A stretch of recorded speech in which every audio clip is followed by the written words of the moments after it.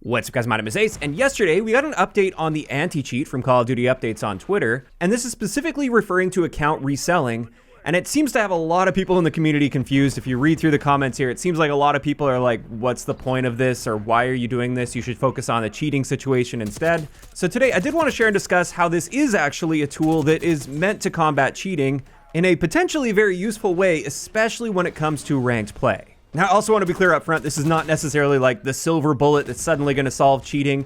And also, I do have my doubts about how effective this could be, but we're going to be talking all about that in today's video. So let's start this off with the tweet itself and go over it. In this, they mention account reselling is a violation of the Call of Duty terms of use. Any account that has been knowingly sold will be permanently banned. Selling of accounts threatens the integrity of our community and our games. And then they mentioned they will be sharing a dedicated blog from Team Ricochet detailing the new technology and account security updates coming to Season 3 ahead of launch. So we do know they have been making a fairly big anti-cheat push, and that is going to be continuing with the launch of Season 3, especially in preparation for Verdansk. I think they're really trying their best to get things as under control as they possibly can for Verdansk. Because, as we outlined earlier, based on a leak, Verdansk may be do or die for Warzone. If Verdansk doesn't manage to bring a bunch of people back and retain them, we may not be seeing Warzone 3, and therefore we may not see Warzone supported long term, at least after the launch of like COD 2026, for instance. So with that in mind, let's talk about why this is much more important than at least many people realize. I know there are some people out there that totally understand why they're doing this, but also many that have no idea that this is actually related to anti-cheat. For those that aren't aware, a huge part of the cheating situation is people gaining access to other people's accounts and then selling those accounts to people that want to use them to cheat with. We've seen a ton of this over the years. Lots of people have noticed that a new profile gets linked to their account, and then shortly after that, it turns out their account gets banned, and yet they were innocent. They didn't actually do any cheating. But this new account got added, or in some cases, the email associated with their account even gets changed, so they lose access to their account entirely, and then they find out that account got banned. And this seems to have accounted for a ton of the quote-unquote false bans that people have reported over the years, where the legitimate owner of that account didn't do anything sketchy, they didn't cheat at all, but they still get banned.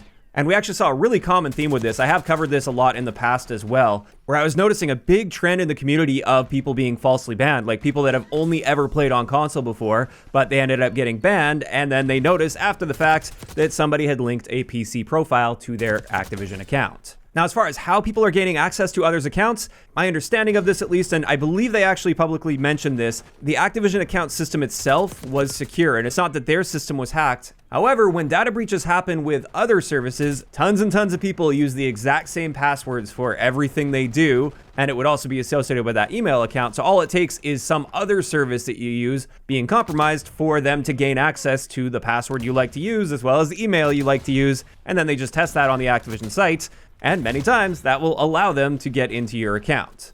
So a really important side note here that I highly recommend is turning on two-factor authorization on your Activision account. This will protect you from situations like this. They won't be able to gain access to your account because of that two-factor. So if you haven't done so already, I would highly recommend you do that. But with that in mind, and knowing that a big part of the cheating situation is tied to the resale of existing accounts, you might be wondering, why do cheaters do this instead of just creating a new account? It's free to create a new account. Why don't they just do that? Well, my understanding is many do just create new accounts and start cheating with it, but new accounts are under increased scrutiny for the anti-cheat system because, as Call of Duty has outlined in the past, there is a trust factor tied to your account. So the newer your account is, the lower that trust factor will be, whereas existing accounts that have been playing for a long time and haven't done any cheating, the ones that sketchy people are gaining access to, they will have a much higher trust score, and therefore you're more likely to be able to cheat for a longer period of time before being detected and banned, or at the very least being shadow banned by excess reports. Additionally, another important factor to consider here is existing accounts also tend to have everything unlocked and ready to use. So you're not starting from scratch with a level 1 account and then having to cheat your way up and work your way up to unlocking new guns, and then throughout that process you might just get banned at any time. Instead, you gain access to an existing account that's already got everything unlocked right away, and you can start cheating on that account immediately with full access to everything. And more importantly, the modern rank play system requires you to get 50 wins in public matches before you can even access ranked play.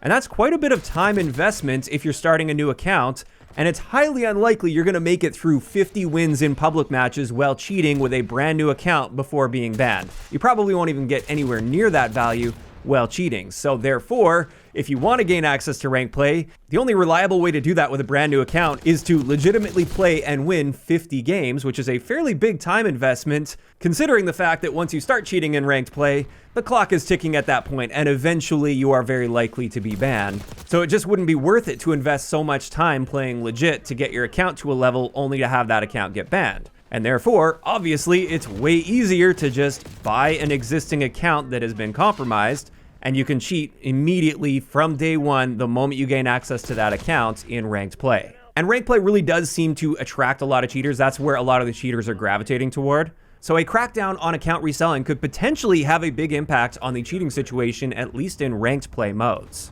However, this is assuming that system could actually be effective in tracking down which accounts are being resold and which ones aren't. And there are plenty of potential issues I can think of when it comes to this. And this is why I'll say, in theory, this could really help with the cheating situation. But in practice, I am quite skeptical that this is going to be effective because there are several potential issues attached to this. The first main issue here that immediately pops up is, how do they know if an account has been sold versus somebody just playing on their account in multiple locations or legitimately adding a different profile to their account? Or maybe there's a rare case of multiple people wanting to grind toward the same account. They're not reselling the account, they're just sharing the account and playing on that account at different times of the day. Especially early on in the game's lifecycle, that's something you'll often see with people that are racing to prestige, which is fully supported by Call of Duty and Activision, and I don't believe that's against terms of service if there's no money changing hands. So how are they going to know which accounts are being sold versus situations that may look like an account has been resold, but it's totally legitimate? Do they have to try to track common resellers and somehow get lists of the accounts that have been sold? Because for the sophisticated cheat devs or account resellers, which are going to be the ones that have the biggest impact on things, they're probably not publicly advertising the exact accounts that they're selling. And if they can't effectively prove that an account has been resold, then how will this update be effective? Additionally, since there is such a big question here of how effective it's going to be at differentiating between an account that's been resold versus an account that's being shared or versus somebody playing in multiple locations, is this going to result in another wave of false positive bans? If I live in 2 different locations, or I travel a lot, for instance, and I have multiple setups in different locations in the world, am I now going to be falsely banned because I think I've resold my account? I would really hope not.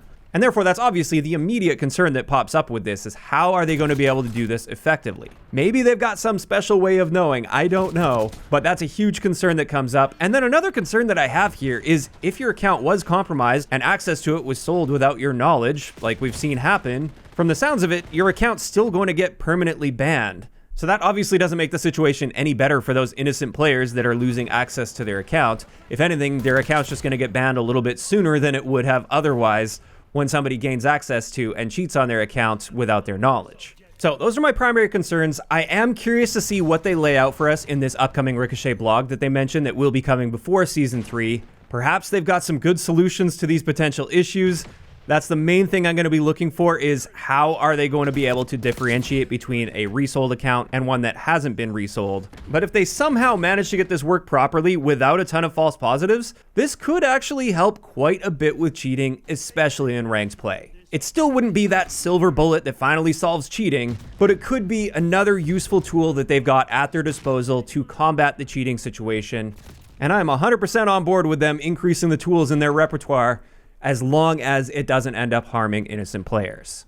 Now, of course, these are just my thoughts on the situation, and I'd love to hear what you guys think about this in those comments down below. Do you think this will be an effective additional method at helping to combat cheaters in Call of Duty, or not? Are you guys also really skeptical about this working properly? Just let me know down below. If you enjoyed the video, a like rating is always appreciated, and don't forget to subscribe for more if you haven't already. I'll talk to you guys next time.